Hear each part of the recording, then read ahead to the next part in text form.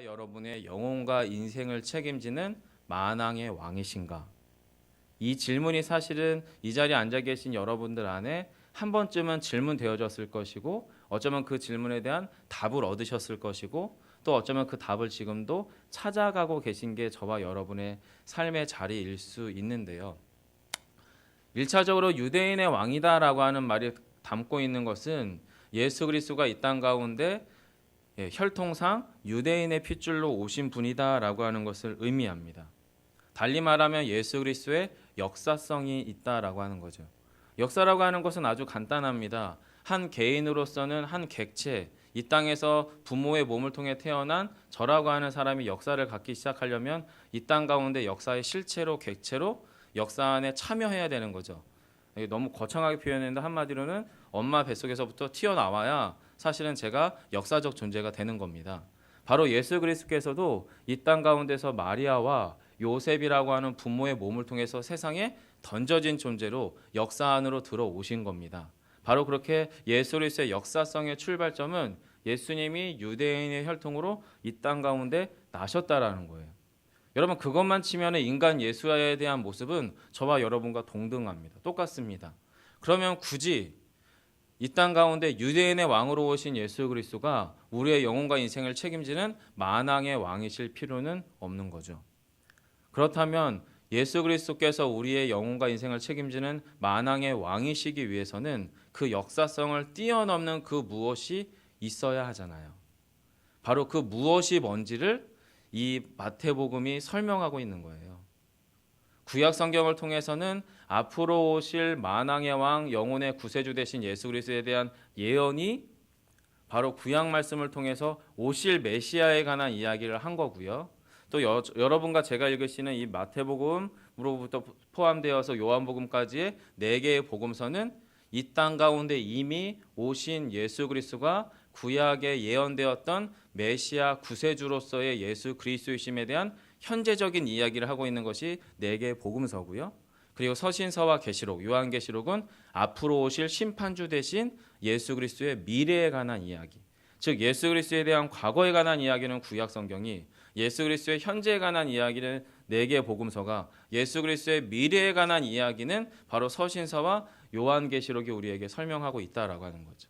이 세 가지, 과거와 현재와 미래라고 하는 시간의 역사성 안에 예수 그리스도가 바로 우리의 영혼과 인생을 책임지는 만왕의 왕으로 오셨다라고 하는 것을 논증하는 게 바로 성경이다라고 하는 거예요.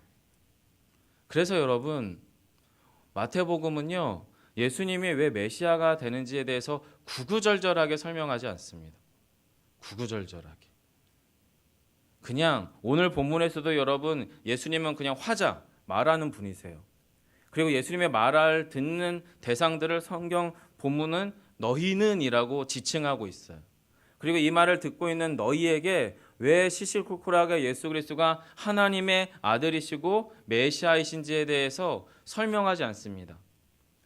도리어 이 설명을 듣고 있는 너희 안에서 너희가 어떤 존재인지에 대한 설명으로 산상수훈을 설교를 하고 시작을 하는 거죠.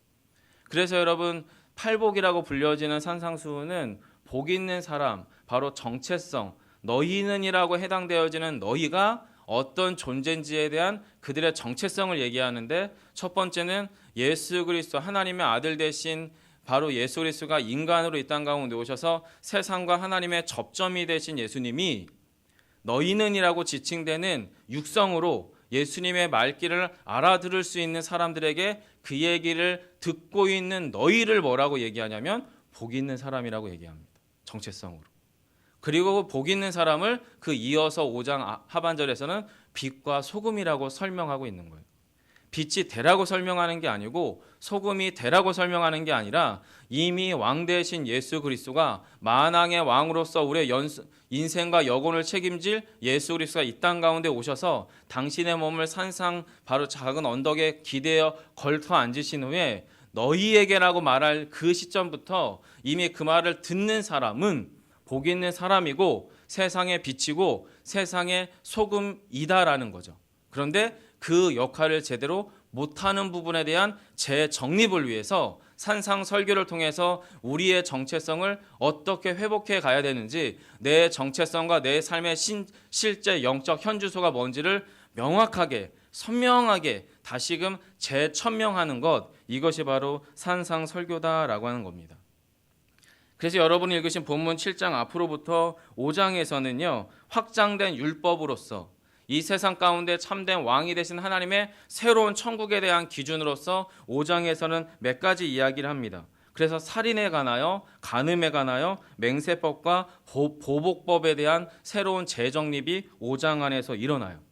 그리고 6장에서는 구제, 그리고 기도, 금식이라고 하는 예수님 시대 유대교로부터 오늘날 기독교 2000년의 역사 가운데에서 소위 경건한 그리스도인, 경건한 하나님의 사람이라고 말해질 만한 사람들이 가지고 있는 3대 미덕, 구제 어떻게 할 것이고, 기도 어떻게 할 것이며, 또 나의 삶에서 금식이라고 하는 경건을 어떻게 이루어갈지에 대한 이 세 가지에 대해서도 새로운 재정립을 6장에서 하고 계십니다. 그러면서 인간들의 모든 시스템과 모든 삶의 현장들 안에서 우리를 움직여내고 있는 염려, 결핍, 두려움에 관한 이야기들을 6장에서 마무리해 가 계세요. 그리고 오늘 저와 여러분이 읽으신 본문 7장은 상상수훈의 결론입니다. 자, 그러면 여러분 5장과 6장에서는 너희에 관한 얘기를 했잖아요. 그런데 이 너희에 관한 이야기를 하고 있는 바로 그 너희라고 하는 사람들이 살아가고 있는 곳이 어디입니까? 2000년 전 예수님이 몸으로 오신 유대 사회라고 하는 세상이고 그 공동체 아니거든요. 그래서 여러분, 저와 여러분이 읽으신 본문 7장은 시선을 주님께서 너희는이라고 하는 포커스에서 조금 옮겨서 세상 속에 있는 너희에 대해서 이야기합니다. 그러면서 오늘 본문 7장 1절 이렇게 시작하지요. 비판을 받지 아니하려거든 비판하지 말라. 여러분, 비판이라고 하는 것은 북한 사람들처럼 자아 비판을 하지 않는 한 비판은 너라고 하는 바로 2인칭 앞에 있는 또 다른 대상이 존재할 때 성립되는 게 바로 비판입니다. 즉, 앞에서는 너희는이라고 해서 1인칭 화법으로 나에게 이야기를 하고 계셨다면 지금 7장에서부터는 너희에 함께 관계되어 있는 바로 그 대상들에 관한 이야기, 관계성에 관한 이야기를 오늘 본문이 시작을 하고 있다라고 하는 거예요. 자, 그러면 왕으로 오셨어요. 그리고 왕으로 오신 그 예수 그리스도께서 왕의 법도가 뭔지를 지금 쭉 설명하고 계세요. 그리고 왕에게 속한 백성들이 그 삶의 법도 안에서 어떻게 살아갈지를 쭉 설명하고 있어요. 그러면서 오늘 본문을 통해서 저와 여러분 가운데 세상 속에 있는 하나님의 백성들이 어떻게 세상과 더불어 살아가야 될지에 대한 지침을 설명할 때 첫 번째로 이야기하는 게 뭡니까? 비판을 버리라라는 겁니다. 그래서 여러분, 본문 1절로부터 6절은 이렇게 결론을 맺을 수 있어요. 한번 따라해 주시면 좋겠습니다. 비판을 버리고, 한 번 더요. 비판을 버리고 분별하라. 네. 이 비판이라고 하는 단어는 쉽게 설명하면 두 가지 의미가 섞여 있습니다. 첫 번째는 분리하다, 구별하다라고 하는 의미 하나와 심판하다, 판정하다라고 하는 의미 두 가지가 섞여 있는 단어가 오늘 본문의 비판하다라고 하는 단어예요. 그런데 주님께서는 뭐라고 1절에서 말씀하시냐면 비판을 받지 아니하려거든 비판하지 말라. 왜냐하면 나와 너의 관계 속에서 어떨 땐 내가 비판하는 사람이 되기도 하지만 나는 비판받는 대상이 될 수도 있는 거죠. 그리고 더 적나라한 것은 내가 어제 비판했던 그 사람이 오늘 나를 비판할 수도 있겠죠. 그런 비판의 관계가 나와 너의 관계 속에는 언제나 항상 존재하고 있는데, 여러분, 이 본문에서의 비판이라고 하는 것이 그럼 덮어놓고 소극적으로 남에 대해서 서운한 얘기, 나쁜 얘기 하지 말아라, 건전하고 합리적인 비판조차 하지 말라, 그냥 침묵하고 가만히 있는 게 피차 좋은 거다, 이런 의미로서 비판하지 말라라는 의미는 아닙니다. 오히려 오늘 본문에 비판하지 말라라고 하는 것은 적극적으로 내 안에서 심판할 것에 대해서 이야기하고 판정할 것에 대해서 이야기하는데, 뭐에 대한 심판이냐면 내 안에 자기 중심적인 판단의식, 정죄의식을 심판해 버리라는 겁니다. 다시 설명해 드릴게요. 사회를 대해서, 가정에 대해서, 교회에 대해서 또는 나의 삶의 형편 가운데에서 건전한 문제의식을 가지고 내 삶이나 우리 공동체의 유익을 위한 그 어떤 종류의 건강한 어떤 판단과 또 어떤 건강한 비판, 이것조차 하지 말라는 의미가 아니라 우리 안에 자기 중심적인 정죄의식을 심판해버리라는 거예요. 자, 그럼 여러분, 자기 중심적인 정죄의식이라고 하는 게 뭘까요? 여러분, 우리는 누군가를 비난하기 시작할 때 어쩔 수 없이 너는 나쁜 놈이 돼야 되는 거고요, 나는 옳은 놈이 돼야 됩니다. 그리고 어떤 사람들은 그 관계 설정을 즐기는 사람들이 있습니다. 그리고 이것들이 축적되면 우리 안에 뭐가 쌓이냐면 자기 옳음과 자기 의의가 축적이 됩니다. 그러면서 아주 습관적으로 자신은 항상 옳은 자리에 서 있어야 하다 보니까 남들에 대한 맹렬하고도 적나라하고 예리한 비판을 가지고 있는데 그 비판 안에서 자기는 어떻게 해요? 자기를 제외시키죠. 남의 얘기처럼 이야기하지만 제 얘기죠. 여러분, 비판을 가장 잘하는 사람들이 누구겠습니까? 목사입니다. 목사. 그리고 저도 그 중에 한 축이겠죠. 자, 어찌됐든 우리 안에는 누군가에 대해서 정죄하고 판단하기 시작하면 자기는 옳음의 자리에 서 있어야 돼요. 요즘 담임목사님이 창세기를 설명하고 계세요.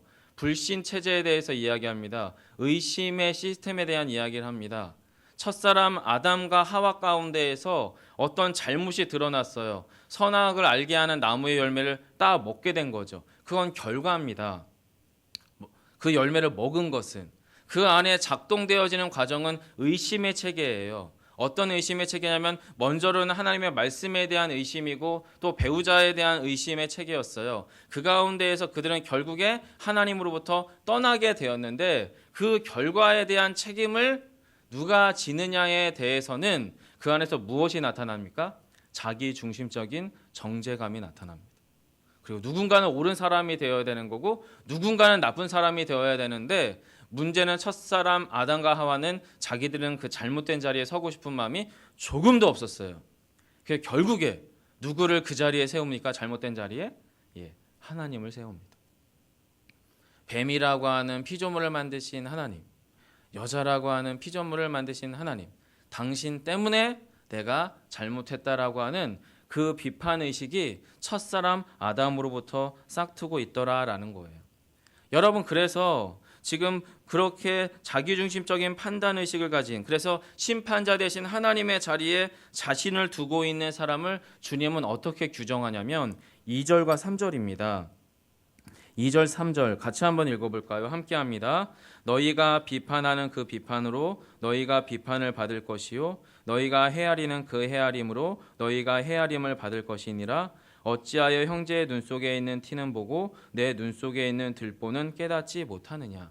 여러분, 본문 2절하고 3절을 보시면 두 가지를 이야기하고 계세요. 먼저 첫 번째로 2절에서는 자기중심적인 정죄의식을 가지고 누군가를 맹목적으로 또는 격렬하게 비판하고 있는 그 상태의 사람은 어떤 상태의 사람이냐면 지금 2절처럼 자신의 그 예리한 비판을 가지고 하나님 앞에서, 최종적인 심판자는 우리가 아니잖아요. 하나님이시잖아요. 모든 인생의 마지막 최종적인 심판 때는 죽음이라고 하는 현장이거든요. 그 가운데서 저와 여러분은 결코 심판자의 자리에 앉을 수가 없는 존재들입니다. 심판 당할 자의 자리에 앉아야 되겠죠. 그럼 그 가운데서 누가 심판하십니까? 하나님 심판하시잖아요. 근데 하나님의 수고를 누가 덜어줘요? 맹렬하게 타인을 비판하고 있는 자기 중심적인 정죄의식을 가지고 나는 옳고 타인은 절대적으로 틀렸다라고 말하는 그 논리를 주님이 그대로 사용하시는 거죠. 너가 그랬잖니. 그리고 그것은 자신의 올가미가 되고 굴레가 돼서 정확하게 그 논리가 자신의 죄를 드러내는 도구로 활용될 것에 대해서, 심판의 도구가 될 것에 대해서 2절은 이야기하고 있는 거예요. 너 그렇게 비판 잘하던데 그걸로 내가 너를 비판하마.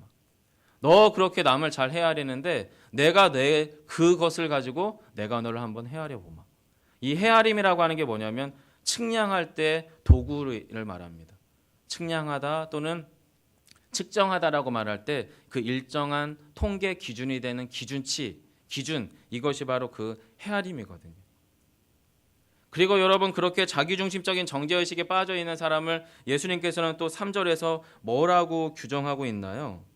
본문은 여러분 3절 보시면 이렇게 표현되어 있어요. 형제의 눈 속에 있는 티는 보고 내 눈 속에 있는 들보는 깨닫지 못하느냐. 두 가지를 말합니다. 여러분 첫 번째 3절에서는 시각적으로 타인의 티는 봅니다. 이건 감각이죠. 그런데 내 안에 있는 들보는 여러분 이 사람이 봐요. 근데 어떻게 해요? 깨닫지 못해요. 이게 티인지 들보인지. 감각은 쉽습니다. 타인의 티를 보는 것은 아무나 다 합니다. 어린애 하나일지라도 그것은 다 합니다. 제가 저희 아이들한테 야 빨리 일찍 들어가서 자 해놓고서 만약에 TV를 끄고 있다가 애들이 잠든 것 같아서 몰래 TV를 켜면 우리 5살, 6살 된 딸 유나가 나와서는 아빠는 근데 왜 TV 봐? 라고 얘기합니다. 왜냐면 아이 입장에서 여러분 그것은 부당하잖아요. 부당한 거거든요. 사실은 어린아이들도 우리 안에서 문제에 대해서는 제재하고 그것을 지적할 수 있는 감각이 우리 안엔 다 있습니다. 문제는 그 감각적인 것이 문제가 아니라 깨달을 수 있는 지점이 필요한데 문제는 여러분 이미 우리 안에 들보가 있는 존재는 깨달을 수 없는 상태예요. 3절에 등장하는 여러분 들보와 티라고 하는 단어는 사전적인 의미로 들보는 통나무를 의미합니다. 그리고 티는 그 통나무로부터 떨어져 나온 작은 조각을 의미하거든요. 즉 같은 종류, 같은 속성으로부터 출발해서 나의 눈을 어떻게 해요? 어둡게 만들어서 도무지 나의 그 들보와 티를 깨닫지 못하게 마련하는 죄에 오염된 상태, 이것이 들보와 티거든요. 그런데 우리는 남의 티는 감각적으로 보지만 나의 들보는 영적으로 깨달을 수 없죠. 왜요? 이미 내 안에 그 오염이 발생했기 때문에 그것을 깨닫는 대상으로 보는 게 아니라 보는 대상으로 보거든요. 그러면 남의 티는 보지만 자신의 들보는 어떻게 해요? 간과합니다. 지나쳐 봅니다. 얼핏 봅니다. 대충 봅니다. 그리고 못 본 척합니다. 그게 여러분 지금 3절에서 나오는 자기중심적 전제의식을 가진 인간의 본성인 거죠. 첫사람 아담과 하와에서부터 그대로 드러나잖아요. 아담은 하와의 잘못을 보죠. 하와는 뱀의 잘못을 보죠. 그리고 자기 안에 들보는 간과합니다. 여러분 우리 안에서 주님께서 지금 이야기하고 있는 지점들은 지금 우리 안에 이런 정죄감과 비판의식, 자기중심적인 정죄의식이 가지고 있는 파괴적인 모습을 이야기하시고자 하는 거예요. 여러분 그래서 지금 이 불완전한 상태 가운데에서 남을 비판하고 있는 이 일을 주님은 있을 수 없는 일인 것에 대해서 이야기하는 게 4절이에요. 그래서 3절에 반복과 같은 표현이 4절입니다. 보라 내 눈 속에 들보가 있는데 어찌하여 형제에게 말하기를 나로 내 눈 속에 있는 티를 빼게 하라 하겠느냐. 여러분 본문 여러분 4절도 유심히 보셔야 돼요. 주님이 지금 뭐라고 이야기하냐면 너의 눈 속에는 들보가 있다라고 하는 상태에 대한 설명을 하세요. 그런데 이 들보를 가지고 있는 사람의 습성이 뭐냐면 딴 사람의 티를 자꾸 빼주려고 그래요. 내 안에 들보는 못 보는데 이미 나는 오염되어 있는 상태거든요. 이미 나는 내 안에 온전함과 순전함을 회복할 능력이 제 안에 없거든요. 그런데 회복할 수 없는 내가 자꾸 남의 그 작은 오점을 해결해 줄 수 있는 문제 해결자나 심판자의 자리에서 자꾸 그거 좀 빼라고, 그거 좀 하지 말라고 할 수 있는 것처럼 이야기하고 있다. 그게 지금 4절의 이야기다라고 하는 거예요. 그리고 그런 사람들을 주님이 뭐라고 얘기하냐면 5절에서 외식하는 자라고 얘기합니다. 외식.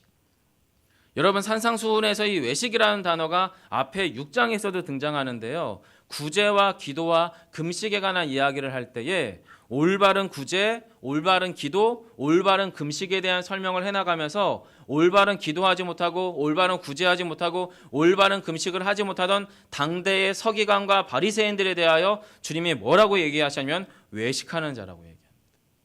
외식하는 자. 왜 그럼 예수님께서 그들을 외식하는 자라고 이야기했을까요? 그들이 가지고 있는 형식의 문제가 있어서가 아니었습니다. 여러분 시끌벅적하게 기도하든 조용히 골방에서 기도하든 뭐가 문제인가요? 하나님께만 제대로 기도하면 상관없는 거잖아요. 자기의 소득이 100인데 그중에서 90을 구제하든 50을 구제하든 10을 구제하든 여러분 그것이 무엇이 문제인가요? 다 하나님께로부터 온 것이기 때문에 기꺼이 그것을 하나님의 것으로 그 사람에게 흘려보내는 것이라면 그가 불합리하게 보이고 어리석어 보이고 바보 같아 보여도 자신의 소득의 100에 90을 구제해도 문제될 게 없단 말이에요. 겉으로 100을 드러내는 구제가 돼도 크게 문제되지 않아요. 40일을 금식하든 하루를 금식하든 날짜가 중요하지 않아요. 문제는 뭐냐면 주님께서 구제와 기도와 금식에 대해서 설명하시면서 그들을 왜 외식하는 자라고 이야기하냐면 이미 자기 상을 받은 자들이기 때문에 그래요. 무슨 이야기냐면 자신이 구제하고 자신이 기도하고 자신이 금식하면서 야, 이 정도면 내가 꽤 괜찮지 라고 하면서 하나님께 받을 상을 이미 자기가 자기 자신에게 줘버리는 거예요. 그래서 주님께서 그 상태를 뭐라고 얘기하냐면 외식한다라고 표현합니다.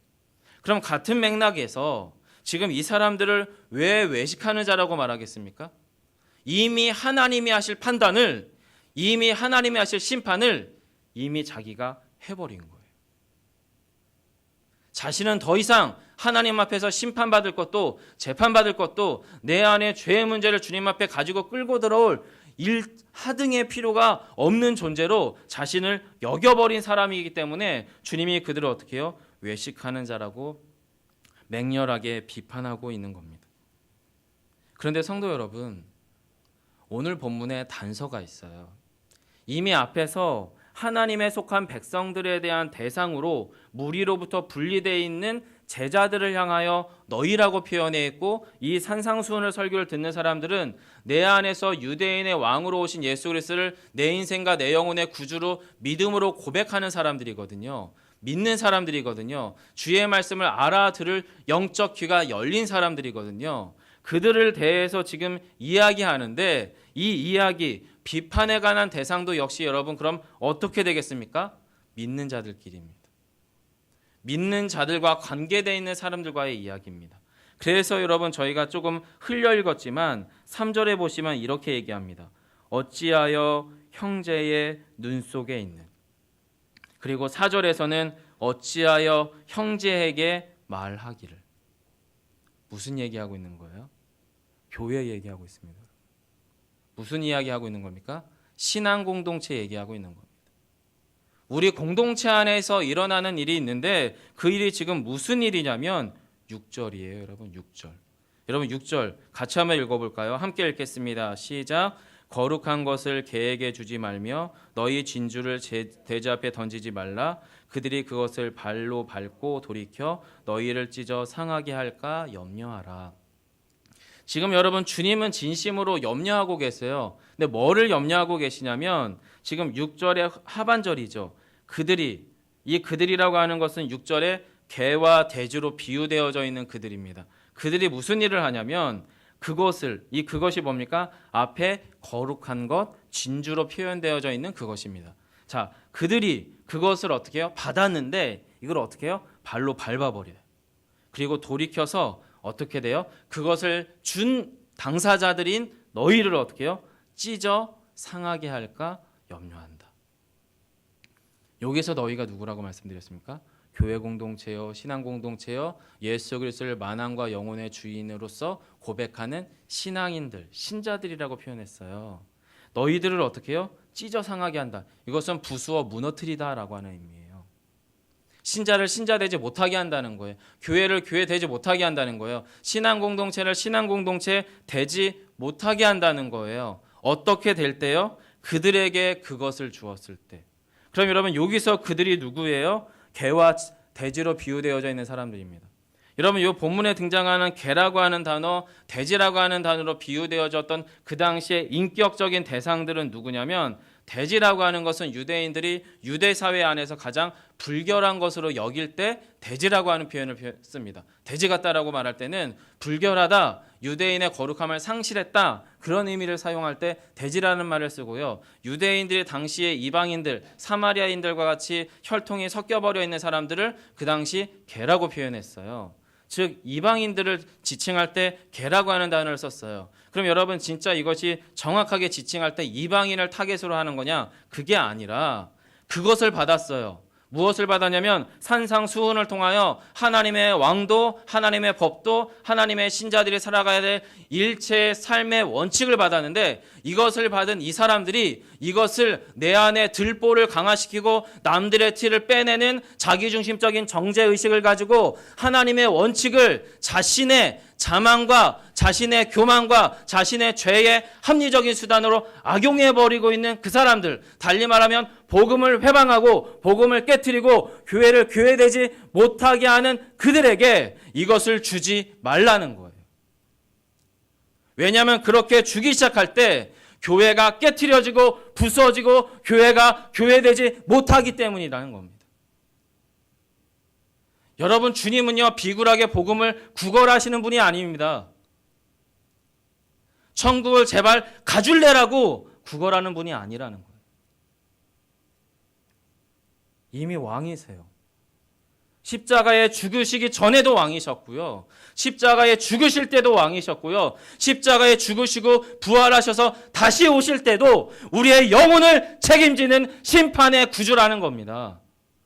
그런 주님이 지금 뭐라고 얘기하냐면, 내가 나의 왕도 가운데 법도 가운데 초청한 너희들이 그 법도를 가지고 왜 교회를 교회되지 못하게 만드는, 그들에게 그것을 던져주는 어리석은 짓을 하냐는 겁니다.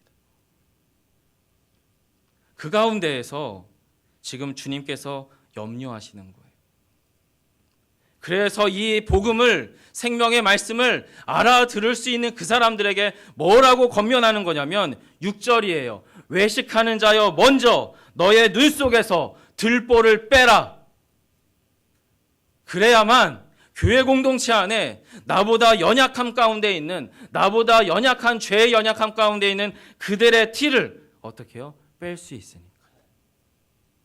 이것을 신학적으로 뭐라고 얘기하냐면 교회의 영적 순결성을 유지하기 위한 참 권징이라고 말합니다. 교회를 교회되게 하기 위해서는 교회의 순결성을 회복해야 돼요. 그런데 교회의 순결성을 회복하기 위하여는 교회 공동체 안에 올바른 권징이 행해져야 돼요. 이 권징이라고 하는 게 뭐냐면 말씀에 기초하여 우리 안에 하나님의 기준으로부터 어긋나 있는 상태에 대한 교정을 말하는 게 권징인데, 이 권징은 되게 애매하고 모순적인 게 뭐냐면, 저같이 나이 어리고 어린 목사가 말씀을 가지고 옳음에 대해서 설명하면 죄송하지만 성도들은 알아서 필터링해서 들으세요. 들을 건 듣고 안 들을 건 안 들으신다는 거예요. 그럼 여러분, 올바른 권징은 우리 안에서 절대 일어날 수 없습니다. 제가 지난주에 홍 전사님하고 한판 했어요. 싸웠어요. 그리고 그건 분명히 제 혈기로 했어요. 저 나름의 원칙은 있었죠. 기준이 있었죠. 근데 말하면서도 초라하더라고요. 기분도 되게 찝찝했고. 그것도 교회 사무실에서. 여러분, 제가 이 말씀 가운데 설 때에 쉽지 않습니다. 저도 실수 많이 하고 저 역시도 연약합니다. 하지만 여러분, 우리가 연약하다고 또 제가 부족하다고 말씀이 말씀 아닌 건가요? 하나님의 기준이 기준 아닌 겁니까? 아니잖아요. 말씀은 말씀이거든요. 우리의 영혼과 생명을 책임질 하나님의 불법적이고 변하지 않는, 불변하는 원칙이잖아요. 그 원칙 가운데 우리가 겸손히 서야 되는 것은 애든 어른이든 다 똑같습니다. 주님 지금 그 얘기하고 있는 거예요. 외식하는 자여, 먼저 네 눈 속에 있는 들보를 빼라. 그래야 교회의 영적 순결성이 회복되고 유지되니까. 여러분, 그러면 6절이 7절로 연결될 때 이상해요. 사실은 결론으로 이제 이어져 가야 되는데, 사실 결론적으로 말씀드리면 6절 가운데에서 지금 첫 번째 저희가 비판을 버리고 분별하라라고 하는 설명을 드렸잖아요. 이 분별이에요. 이 분별. 6절의 그 분별이에요. 개와 돼지가 누군지 분별하는 거고요. 하나님께서 우리에게 주신 거룩한 것과 진주가 문제를 분별해서 우리 안에서 그것들이 개와 돼지에게 전져주지 않도록 복음의 순전함과 교회 공동체의 순결성을 회복하고 분별하고 지키라는 거예요. 여러분, 그 가운데에서 우리 안에 타올라야 되는 것이 뭐냐면 6절 하반절에 너희를 찢어 상할게 할까 염려하라.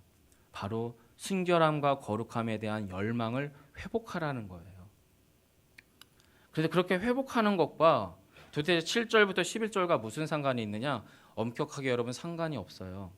사실은 결론은 여러분 6절에서부터 7절을 빼버리고 12절로 넘어가면 돼요. 이미 우리 안에서 교회 공동체 안에 비판을 버리고 분별에 대해서 행했기 때문에 우리의 결론은 뭡니까? 12절 제가 읽어드릴게요. 그러므로 무엇이든지 남에게 대접을 받고자 하는 대로 너희도 남을 대접하라. 이것이 율법이요 선지자니라. 지금 하나님이 예수님께서 뭐라고 얘기하시냐면 구약의 율법의 완성과 확장으로서 이 산상설교가 가르쳐질 때에 모든 구약의 말씀의 총화, 엑센스, 정말로 정수가 뭐냐면 무엇이든지 남에게 대접을 받고자 하는 그대로 남을 먼저 대접하라. 이것이 주님의 사랑의 법의 분물륜이라는 거예요. 거울로 넘어가면 돼요. 그럼 여러분 7절부터 11절은 도대체 무엇이냐? 바로 여러분 6절의 끝지점 상할까 염려하라라고 하는 거룩함의 열망을 회복시킬 수 있는 우리 안에서 이 땅 가운데 세상 가운데 비비고 살아가는 우리가 이 거룩함의 열망을 불태울 수 있는 유일한 영적 표지가 뭐냐면 영적 수단이 뭐냐면 기도인 거예요. 기도. 누가복음 11장에서는 그래서 이 기도의 강렬함, 간구, 열정적인 기도의 결론으로서 가장 좋은 것을 성령이라고 누가는 가르쳐줘요. 그런데 이 본문 마태복음은 성령이 포커스가 아니기 때문에 그저 좋은 것이라고만 설명을 해놓고 나서 뭐라고 얘기하냐면 찢어 상하게 할까봐 염려하라고 하는 공동체의 거룩함의 열망에 불타오르도록 우리에게 영적인 지침을 설명하는데 그게 뭐냐면 구하라, 찾으라, 두드리라라는 거예요.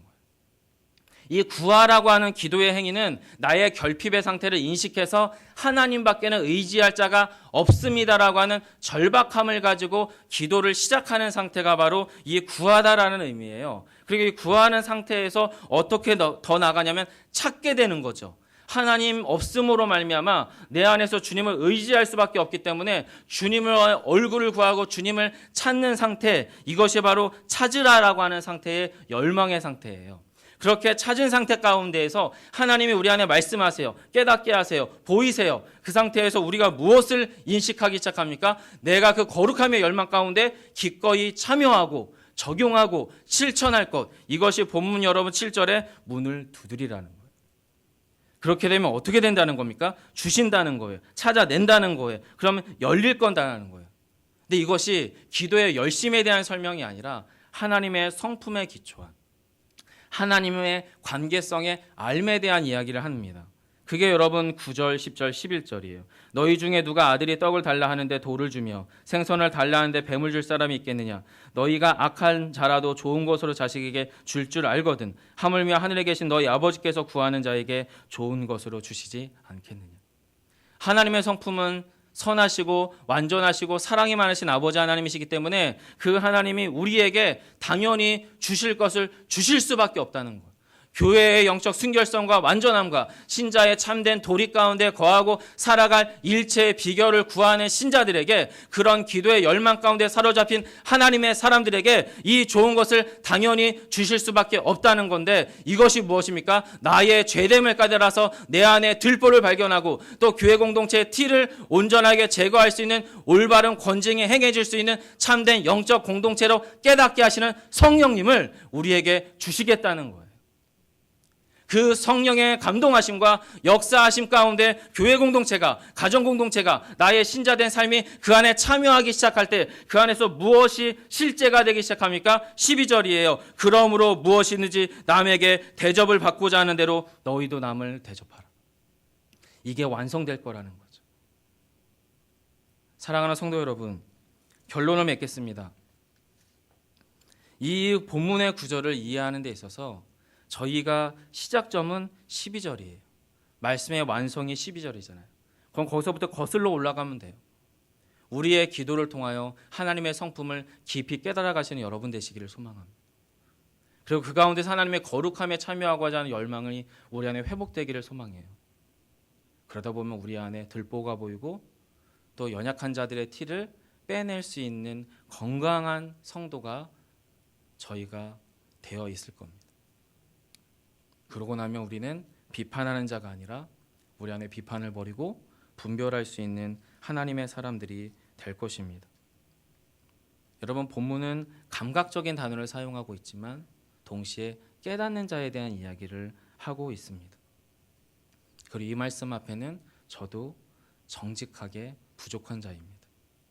하지만 이 말씀 가운데 우리 스스로를 정직하게 세우고 오늘 한 날도 또 이번 한 주간도 복음을 회방하는 자가 아니라 복음을 부수어 깨트리는 자가 아니라 복음에 참여하고 복음에 적용되고 또 복음에 실천하는 저와 여러분 되시기를 간절히 소망합니다.